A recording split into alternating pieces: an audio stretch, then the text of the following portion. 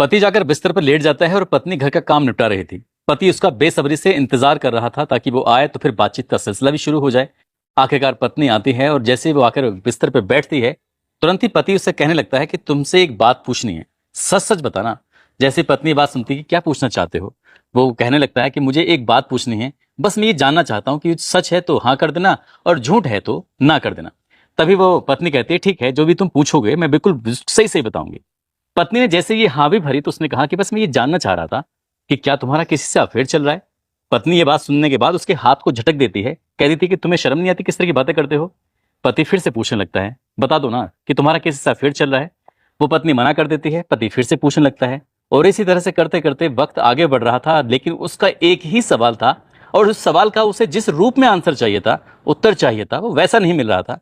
आखिरकार पति कहता है कि एक बार मैं बस सच जानना चाहता हूं कि इसमें कितनी सच्चाई है, कि क्या तुम्हारा किसी से अफेयर चल रहा है या नहीं चल रहा है। जब बार बार एक ही सवाल पत्नी के कानों तक पहुंच रहा था, गूंज रहा था, तब पत्नी कहने लगती है कि हाँ, इसी गांव का जो एक भोजना गुजर है ना, उससे मेरा अफेयर चल रहा है, उससे मेरे संबंध है। बस पत्नी ने ये बात जैसे ही पति को बताई है, पति को बेहिसाब गुस्सा आ जाता है। वो रात में सो तो जाते हैं लेकिन ढंग से नींद नहीं आती। पति बार बार इधर से उधर करवटें बदल रहा था। उस रात की जब सुबह होती है, वो सुबह इतनी भयानक होगी किसी ने उसकी कल्पना नहीं की थी।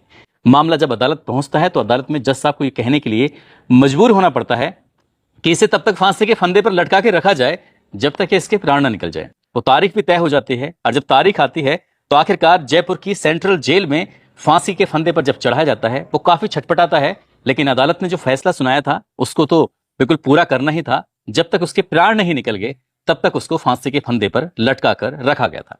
आखिरकार उसने क्यों फांसी दी गई थी, इसके पीछे का क्या कारण था, आज की इस कहानी के माध्यम से ये जानने की, समझने की कोशिश करते हैं। आदाब, नमस्कार, सत श्री अकाल। मैं उस्मान सैफी। आज की जो सच्ची घटना मैं आपको सुनाने जा रहा हूं, ये सच्ची घटना है राजस्थान प्रदेश का एक जिला है बूंदी, और बूंदी जिले का ही एक थाना लगता है डाबलाना, और डाबलाना थाना क्षेत्र का एक गांव लगता है फजलपुर। बात कर रहा हूं 3 जून 1988 की सुबह लगभग 11 साढ़े 11 बजे के आसपास का वक्त रहा होगा। एक महिला जो कि अपने ही घर पर जो दीवार है उस दीवार के ऊपर पत्थर लगा रही थी, छोटे छोटे पत्थर, ताकि उस दीवार को थोड़ा ऊंचा कर सके। उस महिला का नाम होता है कजोड़ बाई। उम्र उसकी लगभग 30 साल के आसपास होती है। जैसे ही उस महिला ने पत्थर लगा रही थी, उसका पूरा का पूरा ध्यान वहीं पर था, यानी कि पत्थर लगाने में था। एक पत्थर उठा रही थी, लगा रही थी, और जैसे ही पत्थर लगाती थी उसके बाद फिर मिट्टी से उसको लीपना पोतना शुरू कर रही थी ताकि वो पत्थर ठीक से जम जाए। उसकी गर्दन थोड़ी आगे निकली हुई थी। इसी बीच में एक भैरू सिंह नाम का एक आदमी आता है। उसके हाथ में 36 इंच की तलवार होती है और जिसकी चौड़ाई लगभग उसकी 1.5 इंच के आसपास होती है। उसने पूरी ताकत से उसको पकड़ा हुआ था। वो महिला आराम से अपना काम कर रही थी, उसका ध्यान पूरी तरह से काम में था।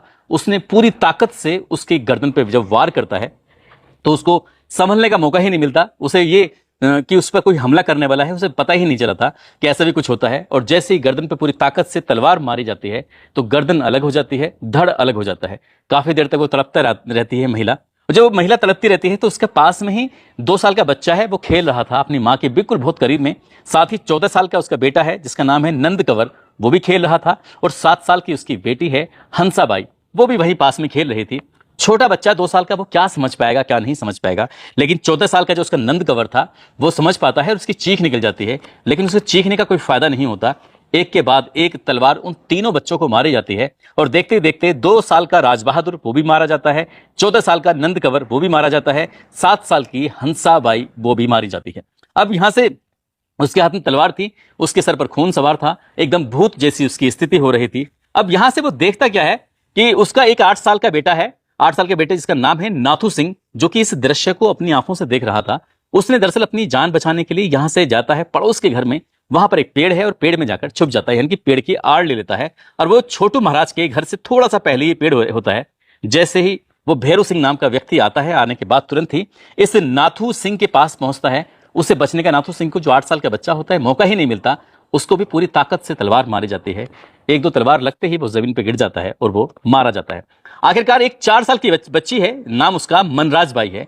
मनराज बाई ने भी अपने आप को बचाने की कोशिश की। हालांकि इस बीच में एक आवाज आती है कि इसे मत मारो, इसे मत मारो। इसे रोकने की कोशिश की जा रही थी, लेकिन उसको तरस नहीं आता। उसने उस बच्ची को, 4 साल की बच्ची है मनराज, उसको भी मार दिया। हालांकि वो हैंडपंप, जो सरकारी हैंडपंप था, उसके पास जाके छुपी हुई थी, उसको भी बचने का मौका नहीं मिल पाता। तलवार हाथ में लगी हुई है, सफेद रंग के उसने शर्ट पहनी हुई है, सफेद रंग की धोती पहनी हुई है। लेकिन जब उसने तलवार से वार किया था तो उसके शरीर पर भी, उसके कपड़ों पर भी खून के निशान थे। अब वो तलवार जो थी वो खून से नहाई हुई थी और उसने पूरे हाथों से ऐसे उठाया हुआ था उसको। आराम से चले चले जा रहा है। कुछ लोगों की नजर पड़ती है, कुछ लोग उसको देखते भी हैं, लेकिन ये समझ नहीं पा रहे थे कि आखिरकार भैरव सिंह कहाँ जा रहा है, इसके कपड़ों की हालत कैसे हो रही है, इसकी खुद की हालत कैसे हो रही है। भाई पास में ही डाबलाना जो थाना है वहां जाता है और वहां जाके मेन गेट पर खड़ा होता है और जोर से आवाज लगाता है, सुनो सुनो, मैंने अभी 6 कत्ल किए हैं। जैसे ही बात कहता है, यह आवाज संतरी तक पहुंच जाती है। संतरी बाहर जाकर देखता है कि आखिरकार क्या मामला है। फिर वही आवाज लगाता है, सुनो सुनो, मैंने 6 हत्याएं की हैं, 6 कत्ल किए हैं। बस इतना सुनना था। उसको पास में बुलाया जाता है। एसएचओ होते हैं दुर्गा शंकर शर्मा, उन तक ये बात पहुंचती है। पूरे थाने में हड़कंप मच जाता है। सभी पुलिस वाले एक साथ इकट्ठा हो जाते हैं। उस आदमी को तसल्ली देते हैं। तसल्ली देने के बाद उसके हाथ से तलवार लेते हैं, उससे बातचीत करते हैं। और बातचीत करने के बाद जैसे ही बातचीत का सिलसिला चल ही रहा था, वो पूरी कहानी बयां कर रहा था, इसी बीच में एक आदमी भागता हुआ आता है। आने के बाद सीधे थाने में आता है। आके कहता है कि ये फजलपुरा गांव है ना, वहां पर 6 लोगों की हत्या हुई है, अब जितनी जल्दी हो सके वहां जल्दी चलो। पुलिस वाले अभी बातचीत कर रहे थे। एक व्यक्ति है जो ये कह रहा है कि मैंने 6 कत्ल कर दिए हैं। दूसरा व्यक्ति आया है जो ये कह रहा है कि गांव चलो, गांव में 6 कत्ल हो गए। आखिरकार पुलिस वालों को जैसे सूचना मिलती है, दुर्गा शंकर शर्मा अपनी पूरी टीम के साथ उस गांव में पहुंच जाते हैं और जाकर देखते हैं। एक दो बच्चे हैं जो गली में पड़े हुए हैं, 3 बच्चे हैं जो आंगन में पड़े हुए हैं, एक महिला है जिसका धड़ सर से बिल्कुल अलग है, ये सर धड़ से अलग है, वो वहां पर पड़ी हुई है। पूरे गांव में चीख पुकार मच जाती है। आसपास के लोगों का जमघट लग जाता है। बड़ी संख्या में लोग थे, बस ये सोच रहे थे, सुन रहे थे कि आखिरकार ये माजरा क्या हुआ, एक साथ इतनी बड़ी वारदात कैसे हो गई है। तभी पास में खड़ी हुई एक महिला होती है, उस महिला का नाम होता है रत्नाबाई। रत्नाबाई वहीं पास में खड़े होकर कहती है कि साहब, जिसने कत्ल किए हैं उसका नाम भैरव सिंह है और भैरव सिंह मेरा देवर है। दरअसल मैंने अपनी आंखों से देखा है कि वो हंसाबाई को मार रहा था और मैंने उसे रोकने की कोशिश की, लेकिन वो रुका नहीं। अब मैं करती तो क्या करती। पुलिस वाले पूछते हैं, फिर उन्होंने तुम्हें नहीं मारा? उसने कहा, साहब मुझ पर कोई हमला नहीं किया, उसने मुझसे कुछ नहीं कहा, मैं उसकी सगी भाभी हूं। ये बात सुनने के बाद पुलिस वालों ने सबकी जो लाशें थी इनको कब्जे में लेती है। कब्जे में लेने के बाद पोस्टमार्टम के लिए भेजा जाता है। पोस्टमार्टम के बाद इस मामले की जांच पड़ताल शुरू हो जाती है। पुलिस वाले उसी व्यक्ति के पास जाते हैं, आरोपी के पास, भैरव सिंह जिसका नाम था। उसकी उम्र लगभग 33-34 साल के आसपास रही होगी। पुलिस वाले उससे पूछते हैं कि आखिरकार तुमने कत्ल क्यों किए। जब वो बताता है, कहता है कि साहब अभी 3-4 दिन पहले की बात है, पंचायत चुनाव हुए थे और पंचायत चुनाव में के दौरान की बात है। कुछ लोग आपस में बातचीत कर रहे थे, मैं वहीं से पास से गुजर रहा था। पास से गुजरते हुए वो 3-4 लोग कहते हैं कि इस बार एक राजपूत महिला पंचायत चुनाव में पंच बनेगी, देख लेना। और पंच क्यों बनेगी, इसके पीछे की जो बातचीत कर रहे हैं, तो बातचीत के पीछे की बात यह बताई जाती है कि इस महिला का चक्कर चल रहा है, अफेयर चल रहा है। यह बात भैरव सिंह के कानों तक पहुंचती है तो भैरव सिंह को यकीन नहीं आ रहा था कि आखिरकार ऐसी बात क्यों कह रहे हैं। क्योंकि भैरव सिंह का जो परिवार था, यानी कि राजपूत परिवार, उस गांव में सिर्फ एक ही घर था और एक घर में 2 भाई रहते थे। एक भाई का नाम भैरव सिंह होता है और दूसरे का नाम जोर सिंह होता है। आखिरकार वो समझ जाता है कि पंच तो उसकी बीवी लड़ रही है, यानी कि पंचायत का चुनाव जो उसकी बीवी लड़ रही है। अब इसका अफेयर किससे है, किससे नहीं है, कहीं ऐसा तो नहीं है सिर्फ मुझे चिढ़ाने के लिए, मुझे परेशान करने के लिए ऐसा बोला जा रहा है। जब रात को वो सोने के लिए जा रहा था तो अपनी पत्नी से पूछता है कि तुम्हारा किसी से अफेयर तो नहीं है। पत्नी बार बार मना कर रही थी, वो बार बार पूछ रहा था। जब बार बार पूछते पूछते आखिरकार पत्नी ने सच को स्वीकार कर ही लिया। उसने कहा कि गांव का ही एक व्यक्ति है, उससे उसका अफेयर चल रहा है। यह बात पति बर्दाश्त नहीं कर पाता। वो रात तो काट लेता है, लेकिन जब दिन निकलता है तो उसके दिमाग में, उसके जहन में, उसके कानों में वही शब्द गूंज रहे थे कि हाँ, गांव का ही एक व्यक्ति है, उससे उसका अफेयर चल रहा है, जिसका नाम है भोजना गुज्जर। भोजना गुज्जर के से अफेयर चला। ये बात सुनने के बाद वो बर्दाश्त नहीं कर पाता, तलवार का इंतजाम करता है और अपनी ही पत्नी को मारता है, साथ ही 3 बेटों को मारता है और 2 बेटियों को मार देता है। इसको मारने के बाद इस मामले में एफआईआर दर्ज होती है 40/1988, 4/25 आर्म्स एक्ट की धारा लगती है, साथ ही आईपीसी की धारा 302 लगती है। इस मामले में चार्जशीट लगाई जाती है और चार्जशीट लगाने के बाद ये मामला अदालत पहुंच जाता है। और जब अदालत पहुंचता है तो दोनों तरफ के वकील, एक बचाव पक्ष वकील और साथ ही जो दूसरा वकील होते हैं, वो दोनों ही इस मामले में अपने अपने तर्क देते हैं। लेकिन अदालत कहती है कि इस व्यक्ति को तब तक फांसी के फंदे पर लटका के रखा जाए जब तक इसके प्राण न निकल जाएं। और ये सेशन कोर्ट से 1 मई साल 1989 को इस पर अदालत फैसला दे देती है।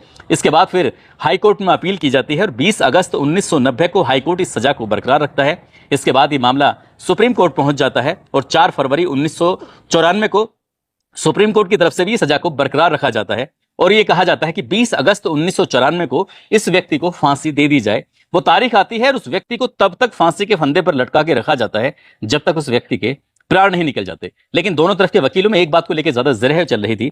यह कहा जाता है कि जो भाभी थे वो अपने बयानों पर लगातार टिकी रहती है और भाभी कहती है कि उसने देखा था कि सबसे अंत में जो वैसे जो आरोपी है जिसने खुद से स्वीकार किया था, थाने जाकर बात पूरी बताई थी, उसने कहा सबसे आखिर में उसने 4 साल की जो बेटी है उसकी मनराज बाई, उसने उसको मारा। लेकिन भाभी का जो बयान था वो ये कह रही थी कि 7 साल की हंसा बाई को उसने बचाने की कोशिश की थी। ये दोनों के इसमें बयानों में विरोधाभास था।